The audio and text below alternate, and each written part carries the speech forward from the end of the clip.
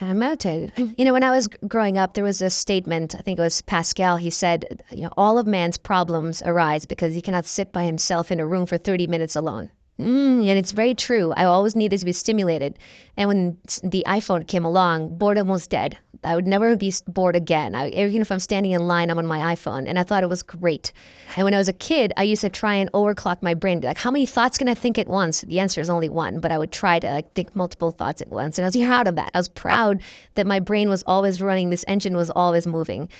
And it's a disease. It's actually the road to misery. And now that I'm older, I realize that you actually want to, again, rest your mind. You want to learn how to settle into your mind. Now, I look forward to solitary confinement. You leave me alone for a day, it'll be like the happiest day I've had in a while. And that is a superpower that I think everybody can attain.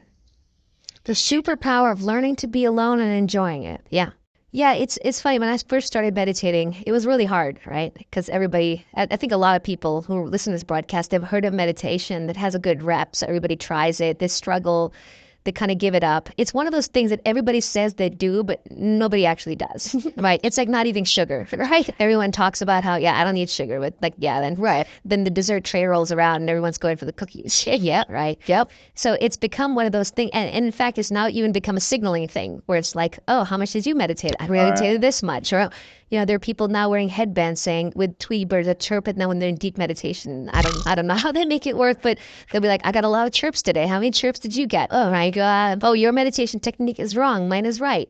But really all it is the art of doing nothing. Yeah, okay. And it's important because I think when we grow up, right, it's all this stuff happening to you in your life. And some of it you're processing, some of it you're absorbing, and some of it you should probably think a little bit more about and work through, but you don't. You don't have time. So it gets buried in you. And it's all these preferences and judgments and unresolved situations and issues.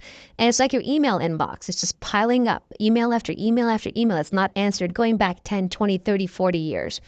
And then when you sit down to meditate, those emails start coming back at you. Hey, what about this issue? What about that issue? Have you solved this? Did you think about that? Your regrets there? You have issues there?